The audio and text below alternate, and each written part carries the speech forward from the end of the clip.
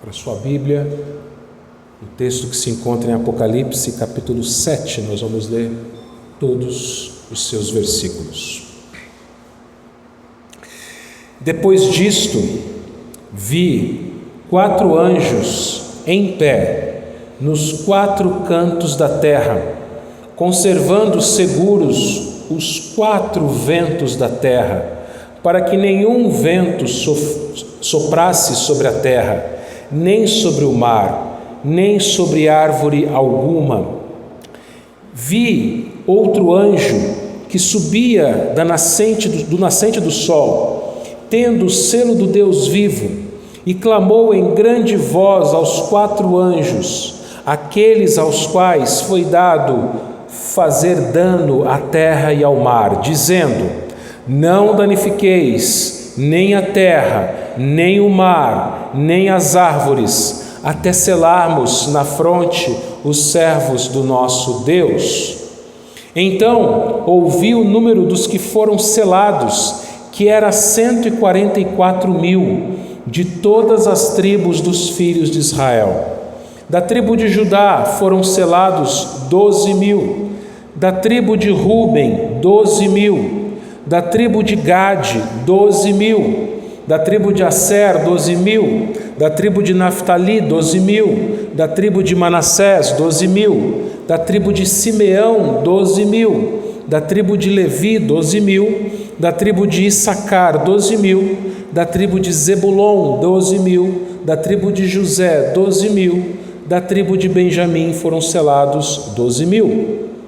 Depois destas coisas vi, e eis grande multidão, que ninguém podia enumerar, de todas as nações, tribos, povos e línguas, em pé, diante do trono e diante do Cordeiro, vestidos de vestiduras brancas, com palmas nas mãos, e clamavam em grande voz, dizendo: ao nosso Deus que se assenta no trono e ao Cordeiro pertence a salvação. Todos os anjos estavam de pé, rodeando o trono, os anciãos e os 4 seres viventes, e ante o trono se prostravam sobre o seu rosto e adoravam a Deus, dizendo: amém. O louvor e a honra e a sabedoria e as ações de graças e a honra e o poder e a força sejam ao nosso Deus pelos séculos dos séculos. Amém. Um dos anciãos tomou a palavra, dizendo: estes que se vestem de vestiduras brancas, quem são e de onde vieram? Respondi-lhe: meu Senhor, tu o sabes. Ele então me disse: são estes os que vêm da grande tribulação, lavaram as suas vestiduras e as alvejaram no sangue do Cordeiro, razão por que se acham diante do trono de Deus e o servem de dia e de noite no seu santuário. E aquele que se assenta no trono estenderá sobre eles o seu tabernáculo. Jamais terão fome, nunca mais terão sede. Não cairá sobre eles o sol, nem ardor algum, pois o Cordeiro que se encontra no meio do trono os apacentará e os guiará para as fontes da água da vida, e Deus lhes enxugará dos olhos toda lágrima. Senhor nosso Deus e Pai, estamos aqui, Pai, hoje reunidos como teu povo, tua igreja, Senhor Deus, cultuando ao Senhor, ó Pai, com louvores, com orações, com a nossa renda, Pai.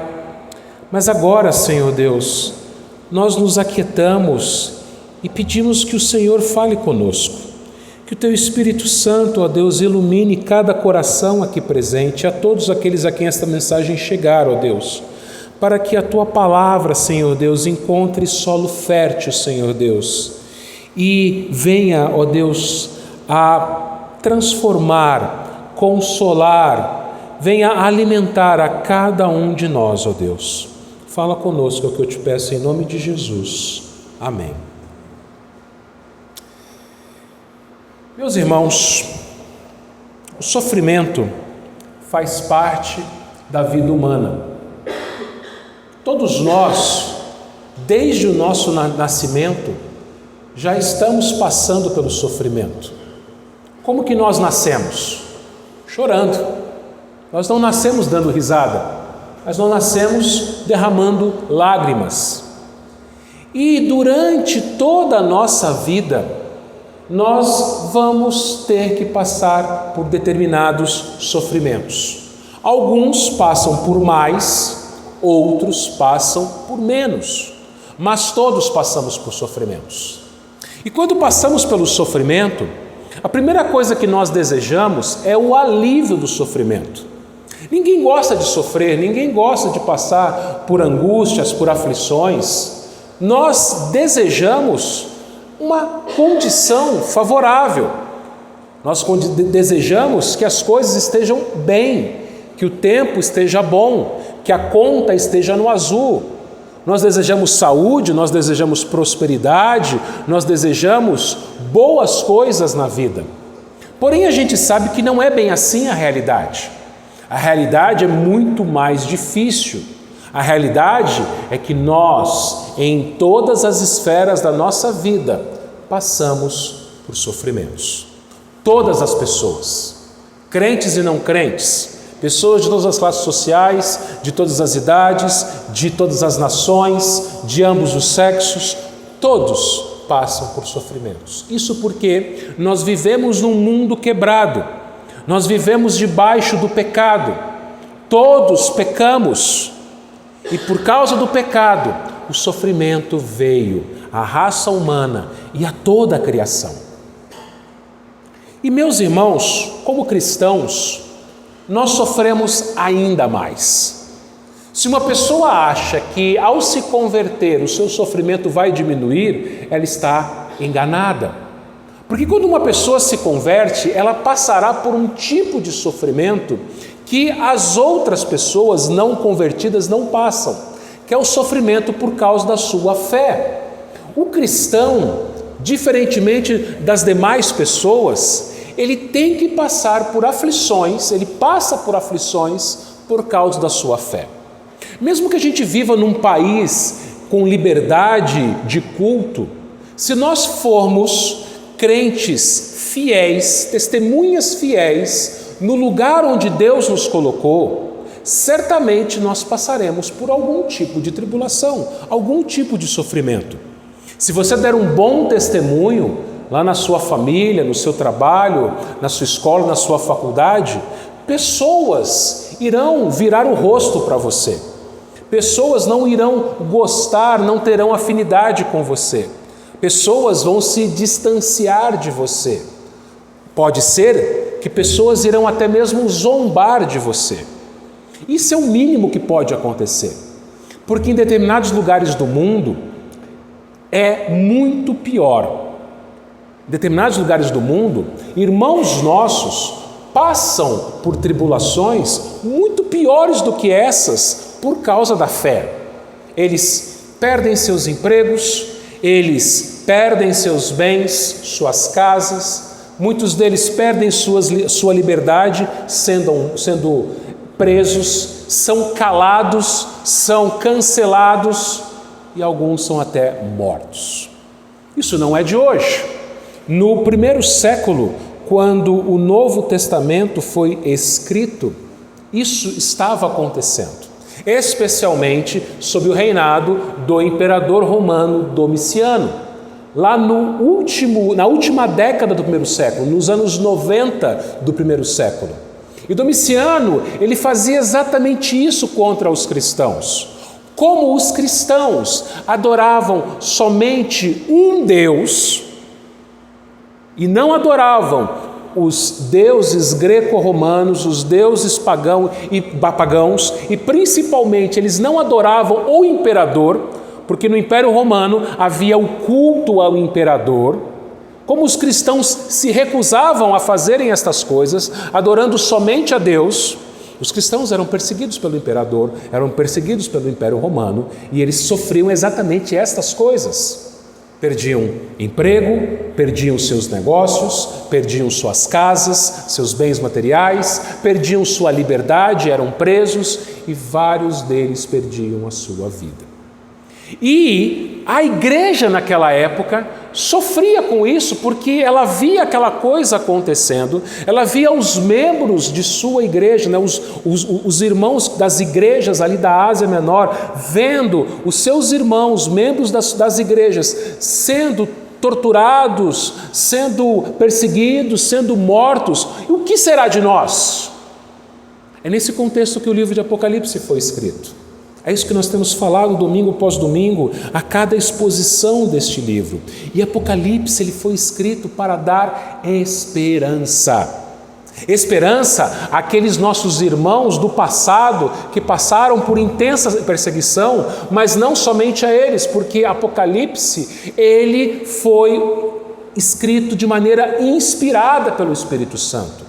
O apóstolo João foi inspirado pelo Espírito Santo para escrever este livro, não apenas para os membros das 7 igrejas da Ásia, mas para toda a igreja que viesse futuramente. Ela faz parte do cânon, ela está na Bíblia. E mesmo que, apesar de algumas pessoas, alguns crentes, evitarem o livro de Apocalipse por acharem um livro difícil, um livro cheio de símbolos, um livro cheio de mistérios, na verdade, Apocalipse, a própria palavra Apocalipse significa revelação. Então, na verdade, aqui nós não temos mistérios, mas nós temos Deus revelando a nós como será o fim. E isso nos dá esperança, porque, como eu disse, nessa vida eu e você passamos por sofrimentos. Nessa vida eu e você vamos ter que curtir diversas situações difíceis. E nessa vida eu e você iremos enfrentar a morte. E o que vem depois? É disso que Apocalipse fala. Nós vimos, meus irmãos, no capítulo 6...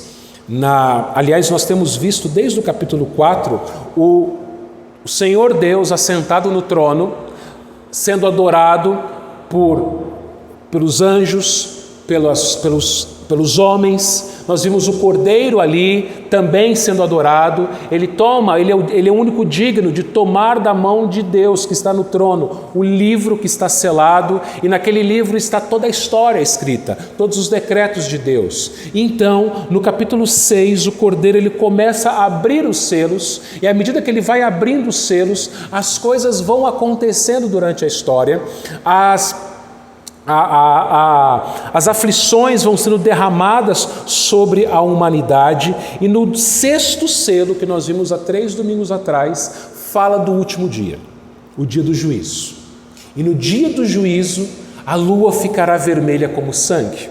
No dia do juízo, o sol irá se escurecer. No dia do juízo haverá um grande terremoto, as estrelas vão cair do céu, e todos os homens ímpios, sejam homens ricos, sejam homens com autoridade, reis, grandes, comandantes, ricos, poderosos, até mesmo os homens mais simples, como os escravos e os simples. Eles vão querer que os montes caiam sobre eles e os escondam, porque eles não suportarão a ira de Deus e a ira do Cordeiro. O dia do acerto de contas chegou. O dia do juízo final chegou. Os homens não terão para onde correr. Mas e os crentes? Os homens ímpios não terão para onde correr. Mas e os homens e mulheres crentes? Como será esse último dia? O capítulo 7, meus irmãos, ele não se refere a nenhum selo especificamente. Pode parecer que é o 6º, mas na verdade o capítulo 7 é como se fosse um parêntese entre o 6º e o 7º selo. No capítulo 7, João nos conta a respeito da igreja. Como está a igreja? Nessa situação toda, diante do juízo final, e a igreja? O que acontece com a igreja? Será que a igreja vai sofrer também essa situação, esse julgamento? Meus irmãos, é sobre isso que nós queremos conversar nesta noite. O povo agraciado de Deus, a igreja agraciada de Deus. A igreja agraciada de Deus, mesmo diante do sofrimento, mesmo diante das tribulações, e até mesmo no último dia, o dia do juízo, ela será guardada e protegida pelo Senhor Deus. E a primeira coisa que a gente vê é justamente essa proteção. Olha o versículo 1 do capítulo 7. Versículo 1 até o versículo 3. Depois disso viu 4 anjos em pé nos 4 cantos da terra, conservando seguros os 4 ventos da terra, para que nenhum vento soprasse sobre a terra, nem sobre o mar, nem sobre a árvore alguma. Vi outro anjo que subia do nascente do sol, tendo o selo do Deus vivo, e clamou em grande voz aos 4 anjos, aqueles aos quais fora dado fazer dano à terra e ao mar, dizendo: não danifiqueis nem a terra, nem o mar, nem as árvores, até selarmos a fronte dos servos do nosso Deus. O juízo de Deus é iminente. Aqui, vamos entender uma coisa aqui, meus irmãos. O livro de Apocalipse, ele não deve ser lido de maneira cronológica. Não é um livro que você vai lendo, as coisas vão acontecendo. Ele vai e volta na história. E o livro de Apocalipse não conta a história do fim uma vez só, mas várias vezes, de diferentes maneiras.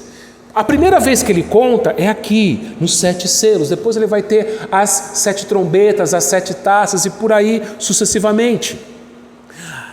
Nós terminamos o capítulo 6 mostrando o último dia, o dia do juízo. Então você pensa o seguinte: bom, ali está falando do juízo dos homens e mulheres ímpios, agora aqui vai falar deste dia da igreja. O que vai acontecer com a igreja no último dia? Não é isso que o capítulo 7 mostra. O capítulo 7, aqui no seu início, ele volta no tempo. Ele volta. Então a gente estava no último dia, no final do capítulo 6, capítulo 7 ele volta.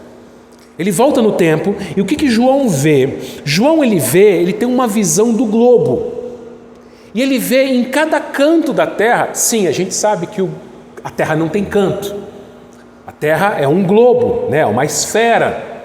Mas a gente está entendendo aqui os 4 pontos cardeais: norte, sul, leste, oeste. Então, em cada lado da terra, se assim podemos dizer, né, a cada ponto cardeal da terra vem os ventos. Se você entrar em algum site, algum aplicativo de previsão do tempo, você vai ver ali a direção do vento. Da onde que o vento está vindo? Se o vento vem do norte, do sul, do leste, do oeste. E aqui nos mostra 4 anjos. 4 anjos, cada anjo num ponto cardeal da terra. E eles estão segurando os ventos. E que ventos são esses? São os ventos da destruição. Quando nós vemos ventos no livro do Apocalipse, não é apenas uma brisa agradável, mas são ventos fortíssimos, são furacões, são tufões, são a força de Deus na natureza para a destruição da criação. E o que acontece? Acontece que essa destruição ainda não chegou. Lembra? A destruição chega aqui no 6º selo, mas João ele volta no tempo. A gente estava no último dia da história, no dia do juízo final. Agora ele volta no tempo. Agora não aconteceu ainda. Os anjos estão ali, cada um no seu ponto da terra, segurando os ventos destruidores, segurando a ira de Deus, segurando aquele que será o 6º selo. E João também vê um 5º anjo, e parece que esse 5º anjo é ainda mais forte do que os outros 4. E esse 5º anjo, meus irmãos, ele sobe do nascente do sol. Nascente do sol é leste, bem nessa direção aqui. Quando a gente vem à igreja domingo de manhã, a gente vê que o sol ele bate nessa direção. Quando eu venho aqui durante a semana, então o sol cedo ele bate ali na porta, ele ilumina a igreja. E é interessante, olha que a coincidência, que tanto o tabernáculo como o templo no Antigo Testamento tinham suas portas voltadas para o mesmo lado, o leste. Por quê? Porque é lá que nasce o sol. A luz vem do Oriente, a luz vem do leste. Então, isso para os judeus, João está escrevendo numa perspectiva judaica, mas para crentes, tanto judeus como gentios, para o judeu, as bênçãos de Deus vinham do Oriente, vinham do leste, o lado que o sol nasce. Se a destruição viria de todos os lados, a bênção viria do leste. Se nenhum homem, nenhuma mulher que não crê em Deus, que rejeitou a Jesus, não tinha como nenhum deles escapar, vejam, os ventos eles virão de todos os lados, não vai ter para onde correr. No último dia, o dia do juízo final, meus irmãos, não vai ter como se esconder. Eu falei há 3 domingos atrás a respeito dos bunkers. Os bunkers são abrigos, são fortalezas construídas abaixo da terra ou um pouco acima delas, que são proteções contra terremotos e contra ataques de bombas que existem em certos lugares do mundo. Não vai ter como essas pessoas fugirem para esses abrigos, para esses bunkers. Tudo será destruído. Os ventos virão de todos os lados. Só que vejam, do leste, do oriente, simbolizando que aquilo vem de Deus, vem um anjo e fala para os outros 4 anjos: segurem, ainda não soltem. Eles têm autoridade, veja, aqui diz o texto que eles receberam a autoridade, para soprar o vento. Mas ele diz assim, o outro anjo, ele diz àqueles que fora dado fazer dano. No final do versículo 2 diz isso, que eles foram dados fazer dano à terra e ao mar. Eles receberam a autoridade para fazer dano à terra e ao mar. E aqui vamos entender uma coisa. Aqui ele está falando para aquelas igrejas da Ásia, aquelas igrejas que ficavam à beira do mar Mediterrâneo. Não sei se alguém aqui já navegou no mar, num navio, num cruzeiro. Uma tempestade no mar, ela vira um navio gigante. Uma turbulência no ar derruba um grande avião. Um grande terremoto faz com que prédios altos venham ao chão. Ou seja, a destruição, ela ia atingir todos os lados, a terra e o mar. E toda a criação, por isso que ele inclui árvores. As árvores aqui são um símbolo, elas representam toda a criação, ou seja, tudo será destruído em todas as partes da terra. Mas esse 5º anjo que vem do leste, ele traz uma bênção para a igreja. Que bênção é essa? Versículo 3. Não danifiqueis nem a terra, nem o mar, nem as árvores. Ou seja, o que ele está falando assim? Não derramem a ira de Deus, o juízo final, que é o 6º selo, até selarmos na fronte os servos do nosso Deus. Todas as pessoas da terra, em todos os lugares da terra, passarão pelo juízo final. Todas irão passar por essa destruição em todos os lados da terra, exceto aqueles que forem selados por Deus. É essa a bênção que vem do leste, é essa a bênção que vem do oriente, que o 5º anjo que vem do oriente. A bênção de ser selado por Deus, a bênção de fazer parte do povo de Deus, a bênção de não receber a ira de Deus. E a gente sabe que esta bênção nós recebemos de Cristo na cruz. Mas pastor, por que ele fala de selo? Como assim selados? O selo na Bíblia ele tem 3 significados. Primeiro, proteção. Lá em Mateus capítulo 27, versículo 66, Pilatos ordenou que o túmulo de Jesus fosse selado, porque eles imaginavam o seguinte: como Jesus falou para todo mundo que ele ia ressuscitar ao 3º dia, Pilatos sabia disso. Então Pilatos pensou o seguinte: vai que os discípulos roubem o corpo de Jesus ou furtem o corpo de Jesus e falam, lá, ele ressuscitou. Então o que Pilatos fez? Ele mandou fazer, ele mandou selar o túmulo de Jesus e colocou uma escolta, guardas romanos na frente do túmulo. Então selo significa isso, proteção, guarda, em primeiro lugar. Segundo lugar na Bíblia, selo também significa propriedade. Você se lembra? Efésios capítulo 1, versículos 13 e 14, Paulo nos diz que nós fomos selados pelo Espírito Santo, o qual é o penhor da nossa herança até o resgate da sua propriedade. Então, nós recebemos o selo do Espírito Santo e somos a partir de agora sua propriedade. Deus é o nosso dono. Você não é de si mesmo, você não pertence a si mesmo. Você pertence a Deus. Por quê? Porque Ele selou você com o Espírito Santo. Terceiro, selo na Bíblia significa imutabilidade. Você deve lembrar-se da história de Esther. E você deve se lembrar que Esther havia se casado com o rei Assuero, rei persa. E que o decreto dos reis persas, eles eram imutáveis. Lembra que Assuero, ele selou um decreto para que os judeus fossem mortos.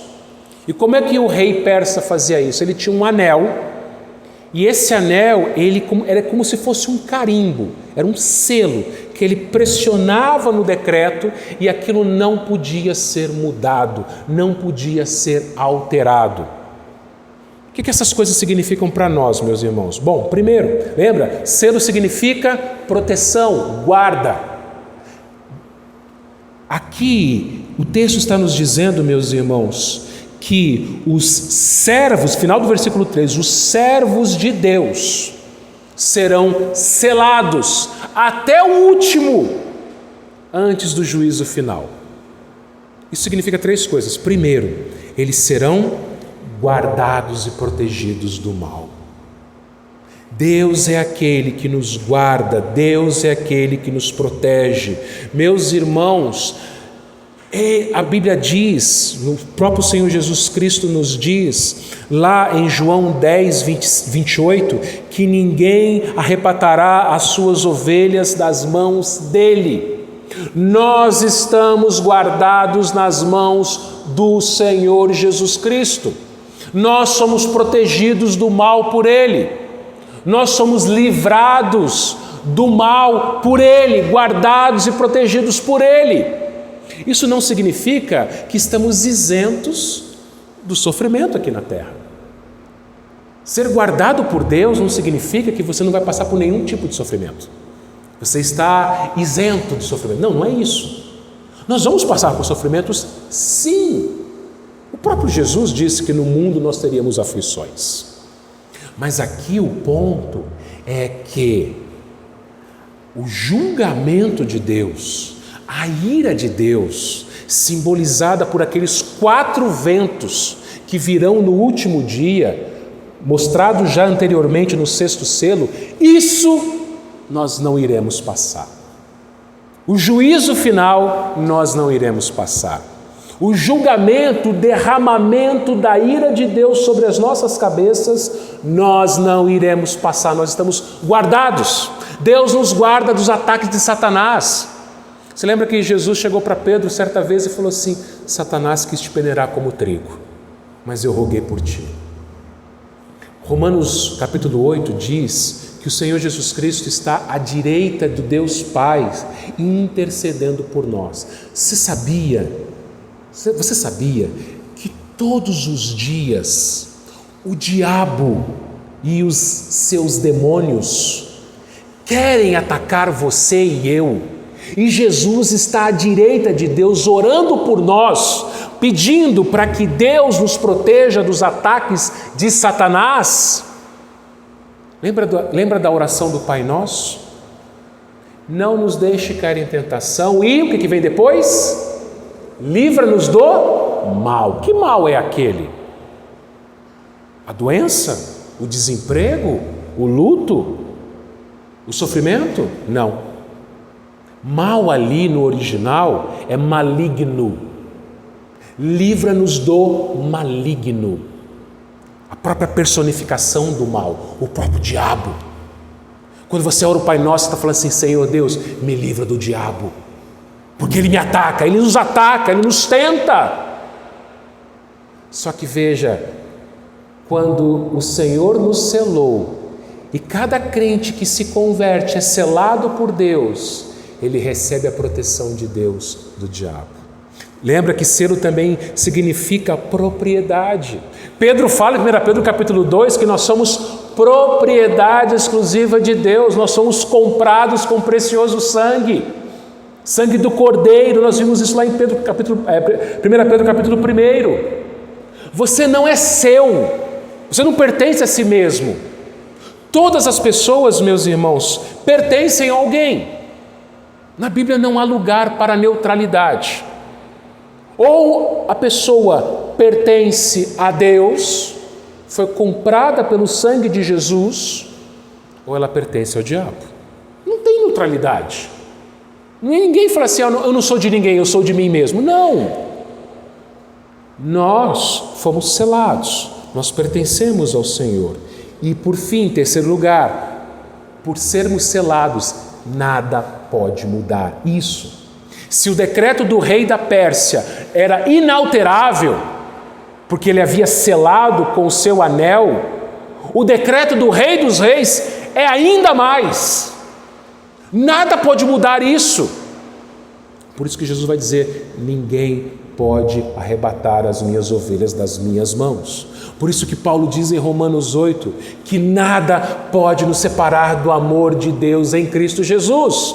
Isso não muda. Então mesmo, meu irmão, minha irmã, que você passe pelos piores tipos de sofrimento nesta vida, você está protegido, guardado por Deus. Você é livre do mal, do maligno por Deus. Você pertence a Ele, foi comprado por Ele. E ninguém pode mudar essas coisas. Agora observe mais uma coisa. O texto nos diz, meus irmãos, lá no versículo 3 ainda, até selarmos na fronte os servos do nosso Deus.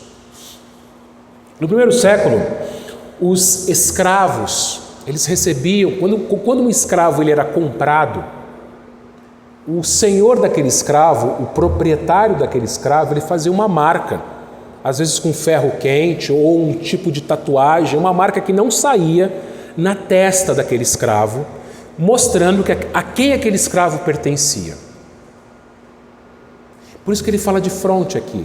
O sinal, o selo que Deus nos dá não é um sinal visível. Não é um sinal visível, não dá para enxergar esse sinal. Mas ele é um sinal espiritual. Esse sinal, meus irmãos, nós podemos dizer que é o próprio Espírito Santo. Nós não fomos selados com o Espírito Santo? E aí como é que a gente demonstra que fomos selados? Como é que é a comprovação deste selo? São as nossas obras.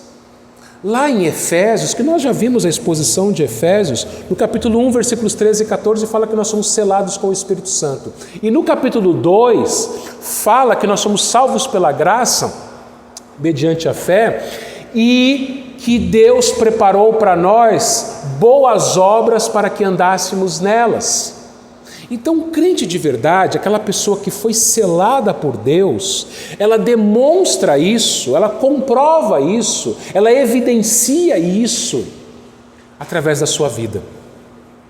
Por isso, veja, meu irmão, minha irmã, ser uma pessoa selada por Deus não é apenas ser um membro de uma igreja local, não é apenas ter o seu nome escrito no rol de membros, não é apenas ser batizado e professar a fé.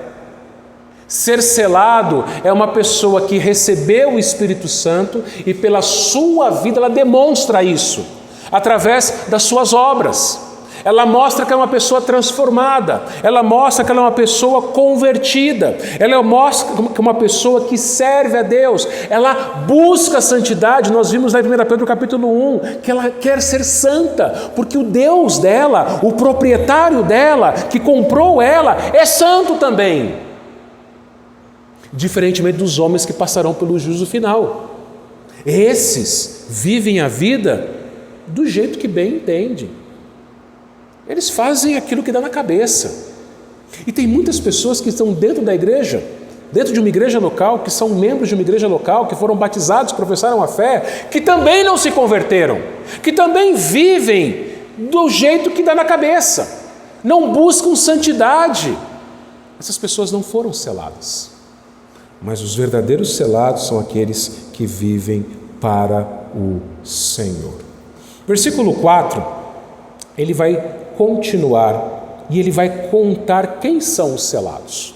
Ele fala assim: então ouvi o número dos que foram selados, que era 144.000 de todas as tribos dos filhos de Israel. E dos 5 até o 8 ele vai falar que de cada tribo foram 12.000. O que é isso, 144.000? A seita dos testemunhas de Jeová, ou melhor, dos TJ, porque as verdadeiras testemunhas de Jeová são os cristãos. Jeová é Deus, certo? Então nós testemunhamos Jeová. Agora aquela seita lá dos TJ, eles ensinam o seguinte, que esses 144.000 já estão no céu e o céu está lotado. Não tem mais lugar no céu. No céu tem os 144.000. E os que crerem em Jeová e servirem a Jeová vão viver na terra, no novo céu e nova terra, como se fossem dois povos diferentes. 144.000 no céu e os outros na terra. Mas a Bíblia não ensina isso. Bom, vamos lembrar de algumas coisas aqui, meus irmãos. No livro de Apocalipse, os números eles são simbólicos. Você já ouviu isso, eu falando isso várias vezes, né? Os números eles são simbólicos. O número 7, você sabe, é o número de Deus. É o número que significa perfeição, completude.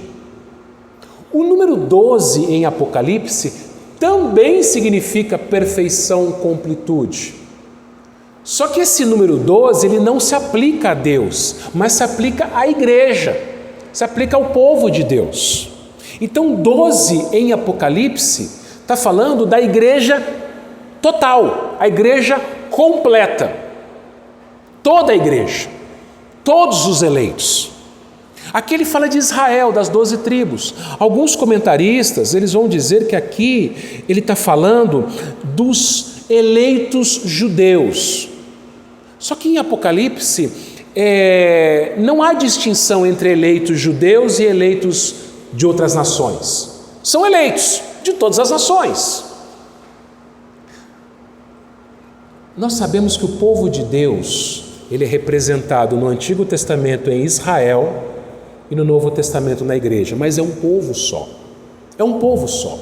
A igreja é o Israel de Deus. Hoje de manhã na escola dominical nós falamos aos adultos e aos jovens exatamente isso, que Deus ele fez uma aliança com Abraão, e essa aliança que ele fez com Abraão, ela se estende a todas as famílias da terra, que foi a promessa de Gênesis 12:3. Nós vemos isso lá em Gálatas, que os crentes têm a mesma fé de Abraão. Os crentes do Novo Testamento, eles têm a mesma fé de Abraão. Então o povo de Deus não é dividido entre eleitos de Israel e eleitos das outras nações. É verdade, existem eleitos em Israel. Só que Deus não trata com distinção. Deus não trata de maneira separada. Esse aqui são os eleitos de Israel, esse aqui são os eleitos de todas as nações. Não. Os eleitos eles estão em Israel e nas demais nações do mundo. Mas aqui é uma figura, mostrando Israel como se fosse todo o povo de Deus. E por que o número 12? Lembra? O número 12 é o número da completude, em Apocalipse é o número da completude aplicado a toda a igreja. Aqui ele está mostrando toda a igreja. E ele faz uma conta aqui, 12 vezes 12 vezes 1.000, 144.000. 144.000. 12 é o número da completude. Aí ele multiplica por 12, é completo 2 vezes. E ele multiplica por 1.000. Por quê? 1.000 é um número em Apocalipse que indica multidão. Então aqui não é um número literal de 144.000 pessoas, literalmente. Mas está falando de uma grande multidão que é o povo completo de Deus de todas as nações. O Israel de Deus, a igreja de Deus, de todas as nações, que formam uma grande multidão. E João vai explicar isso de uma maneira bem mais clara a partir aqui do verso 9, quando ele fala assim: depois destas coisas vi e eis grande multidão que ninguém podia enumerar, de todas as nações, tribos, povos e línguas, em pé diante do trono e diante do Cordeiro, vestidos de vestiduras brancas, com palmas nas mãos. Olha aqui. Agora ele está explicando melhor aqui. Só que tem uma distinção aqui. Lá no versículo 4, versículo 4 ao versículo 8, João ele está vendo a igreja sendo selada na terra. Como assim a igreja sendo selada? A igreja sendo, cada eleito sendo convertido, sendo protegido, sendo guardado pelo Senhor. Então João ele está vendo lá no capítulo 7, 4 a 8, a igreja sendo salva, os eleitos sendo convertidos. Quando ele chega no versículo 9, dá um salto no tempo e ele já vê a igreja remida no céu. Lá nos versículos 4 a 8, ele vê a igreja militante, a igreja na terra. No versículo 9 em diante, ele já vê a igreja no céu, a igreja diante do trono. E olha o que ele fala. Ele fala que ele vê uma grande multidão que ninguém podia enumerar, de todas as nações, tribos, povos e línguas, em pé diante do trono e diante do Cordeiro. Meus irmãos, que visão é essa? João ele vê diante do trono e diante do Cordeiro todos os eleitos, um número gigantesco, que ele fala, ninguém pode contar esse número. E olha que a coisa mais linda desse versículo, um dos versículos, na minha opinião, mais belos da Bíblia. João viu você e eu aqui. Ele não está vendo todos, ele não viu a multidão de todas as nações, tribos, povos e línguas. A gente está aqui. Deus, vamos lembrar de uma coisa, irmãos, Deus não vive preso no tempo igual a gente. Deus é eterno. Para Deus, nós já estamos lá. Deus ele não vive no tempo, preso no tempo, igual a toda a criação, como nós. Deus ele já vê a gente diante do trono dele, no céu. E Deus ele deu a João a mesma visão que ele, Deus, tem. E Deus mostra para João, olha aqui a minha igreja. Todo mundo diante do meu trono. E esse todo mundo, essa grande multidão, inclui eu e você. Ele nos viu aqui. Nós aqui, diante do trono, diante do Cordeiro. Fazendo o quê? Versículo 10. Clamavam em grande voz, dizendo, ao nosso Deus que assenta no trono e ao Cordeiro pertence a salvação. Meus irmãos, louvando. João ele vê a gente, vê os nossos irmãos que já partiram, os nossos irmãos que ainda vão nascer, os nossos irmãos de outras nações, de todas as nações da terra, de todos os povos, de todas as línguas, todos juntos, em uníssono, em uma só voz, louvando a Deus, adorando a Deus, ao Cordeiro, dizendo, ao nosso Deus que assenta no trono e ao Cordeiro pertence a salvação. Eles falam ao nosso Deus. É meu Deus. Nós cremos um Deus pessoal, num Deus que nos salvou individualmente.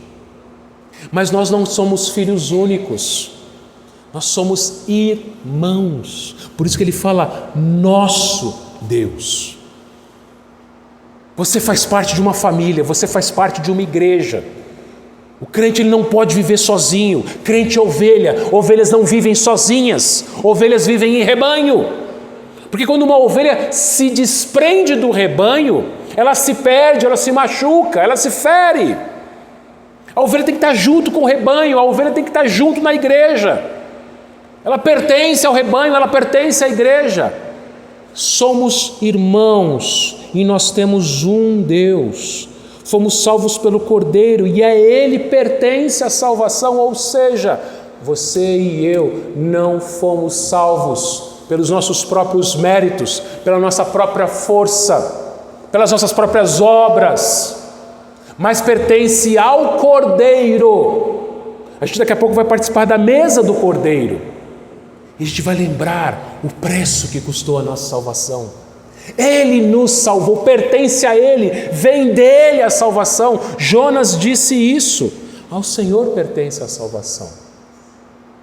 Não é por obras, não é por força humana, mas é por Ele.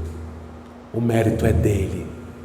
Quando você e eu estivermos ali, diante do trono dele, a gente vai louvá-lo dizendo estas palavras: Senhor, eu estou aqui não porque eu mereço. Senhor, eu merecia estar lá com os outros, recebendo a tua ira, recebendo o sexto selo, sendo alvo dos ventos dos quatro cantos da terra.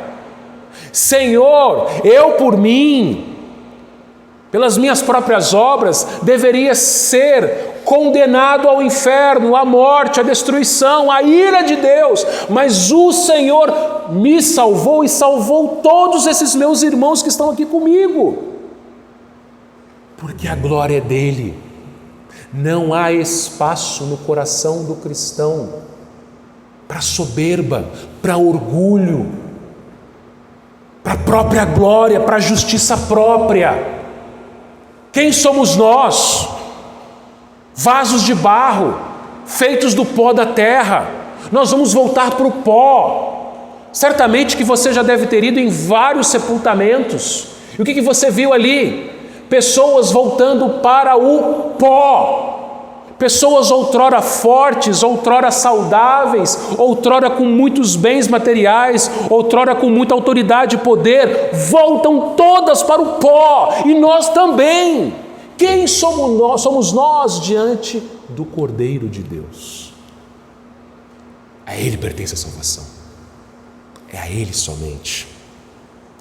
Nós estaremos louvando, mas nós não estaremos sozinhos. Versículo 11 e 12. Todos os anjos estavam de pé, rodeando o trono, os anciãos, os quatro seres viventes, e ante o trono se prostravam sobre o seu rosto. Quer dizer, eles não podiam ver, eles se prostravam, eles adoravam a Deus. 12, dizendo: amém, assim seja. O Cordeiro pertence à salvação, o louvor e a glória e a sabedoria e as ações de graças e a honra e o poder e a força sejam ao nosso Deus pelos séculos dos séculos. Amém. Todos os anjos representados aqui pelos quatro seres viventes, toda a igreja representada aqui pelos 24 anciãos, todos ali diante do trono, adorando a Deus. Você consegue imaginar essa imagem? Uma multidão inumerável, todos os eleitos, o exército de Deus ali junto, todos os anjos, um número inumerável de criaturas, seres humanos e anjos, todos num grande coral, louvando a Deus o Pai no trono, a Deus o Filho em pé ao lado do trono. Vai ser uma maravilha isso. Eu não perco por esperar. Só que aí, no versículo 13, um dos anciãos, ele toma a palavra e ele faz uma pergunta retórica para João. Estes que se vestem de vestiduras brancas, quem são e de onde vieram? Lá no versículo 9, eu acabei pulando essa parte. Os eleitos, os remidos que estarão diante do trono, tem dois detalhes aqui. Primeiro, eles estarão de roupas brancas. Lembra o que o branco significa no Apocalipse? Santidade, pureza. A noiva veste branco. A noiva de Cristo estará perante o seu noivo e a noiva estará de branco. Santa. Lembra que eu falei na liturgia? Não é porque nós ainda somos pecadores que nós temos licença para pecar, desculpa para pecar. Deus te trata como um santo. Deus olha para você e já te vê santo. Então você e eu não temos autorização para pecar. Nós não podemos dizer: eu sou pecador mesmo, então vou pecar. Não! O pecado na vida do crente é um acidente de percurso. O pecado na vida do crente é uma coisa que deve acontecer raramente. E quando ele pecar, ele teve que correr para o Senhor e pedir perdão, confessar os seus pecados. Mas aqui não tem mais pecado. Aqui acabou. Aqui não tem mais presença de pecado. Não tem mais efeito de pecado. Aqui não temos mais nenhum pecado a ser cometido. Estaremos de branco. E estaremos com palmas nas mãos. Essas palmas seriam umas folhagens. No Novo Testamento, ou na cultura greco-romana, isso significava vitória. Folhas significavam vitória. Nos Jogos Olímpicos gregos, a pessoa que vencia, não existiam medalhas naquela época, mas o vencedor ele recebia uma coroa de louros, de folhas. As folhas significam vitórias. Jesus é vencedor e nós somos mais que vencedores. Nós somos vitoriosos, não pela nossa força, inteligência, poder, mas Jesus venceu por nós. E aí um dos anciãos, voltando para o 13, pergunta retoricamente para João: quem são esses? E João humildemente responde no 14, Senhor. E o Senhor aqui na sua Bíblia talvez esteja em letra maiúscula, o S, mas a tradução aqui não é correta. É Senhor com letra minúscula. Quem pergunta é um dos anciãos, não é Jesus. Tá? Então aqui a Sociedade Bíblica deu uma gafe. Senhor, o ancião, não Jesus. Tu sabes.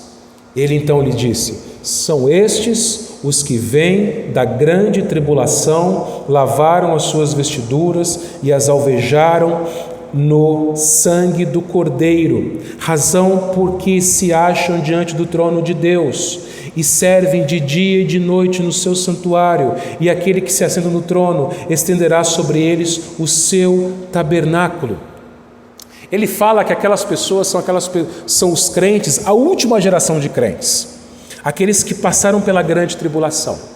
Mas é claro que aqui a gente não está tratando somente destes, mas estes aqui representam todos os crentes.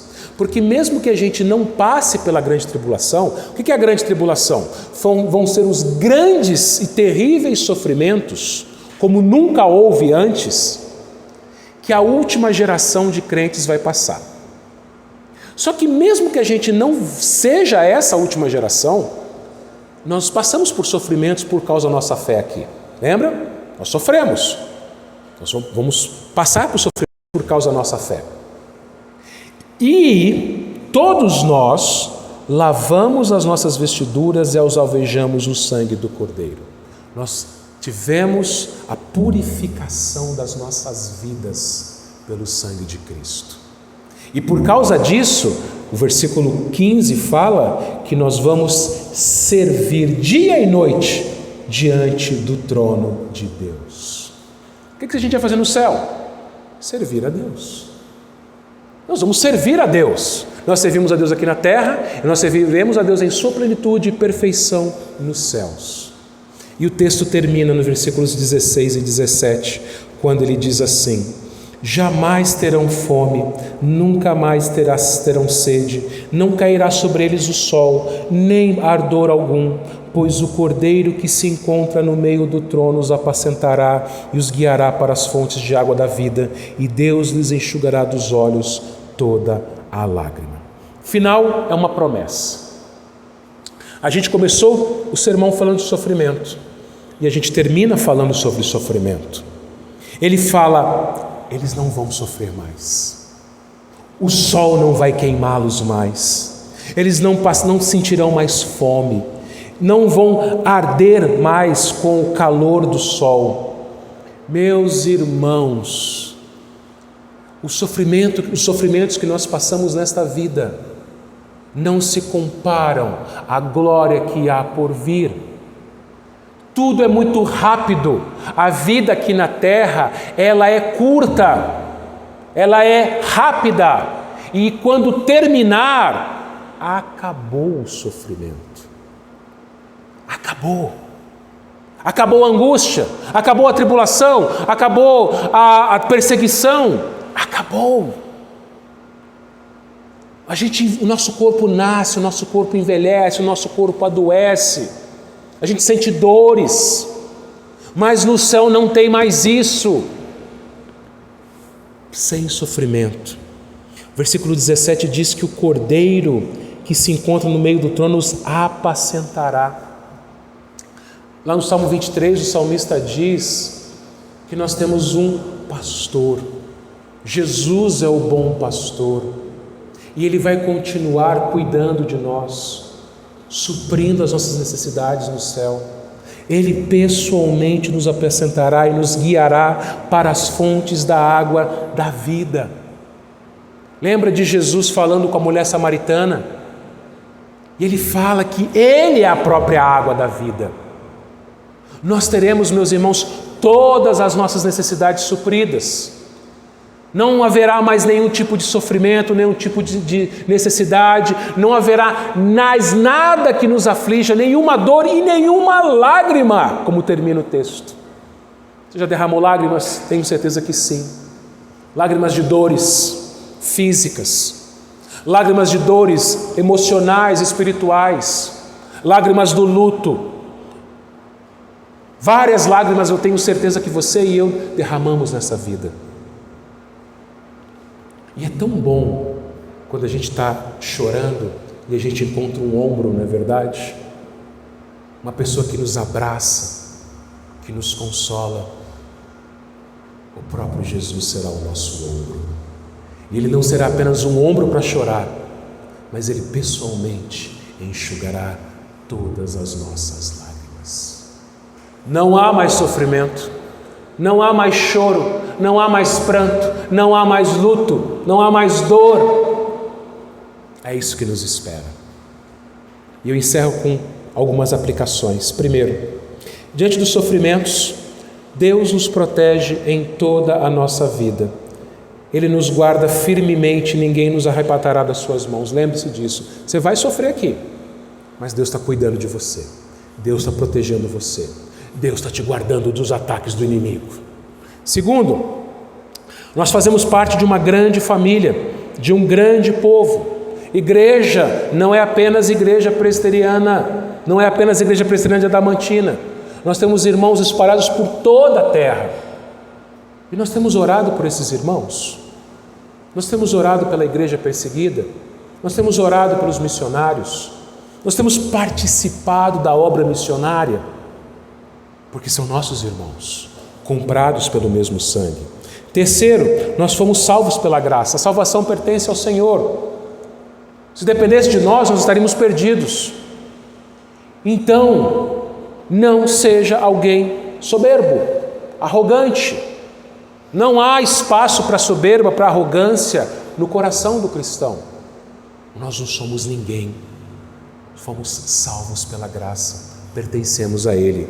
E por fim, por maior que seja o seu sofrimento aqui na terra, lembre-se que aqui não é o nosso lar. Você não pode esperar o conforto da sua casa numa viagem, dentro de um ônibus, dentro de um avião, dentro de um carro. Você está viajando, você não tem o conforto da sua casa. Nós estamos peregrinando nesta vida. Sofrimentos teremos que passar, mas nós estamos indo para o lar, para o nosso lar, e lá não haverá nenhum tipo de sofrimento, nenhuma dor, nenhuma angústia, nenhuma lágrima. Que o Senhor nos abençoe, meus irmãos, que Ele continue nos dando essa esperança. Amém.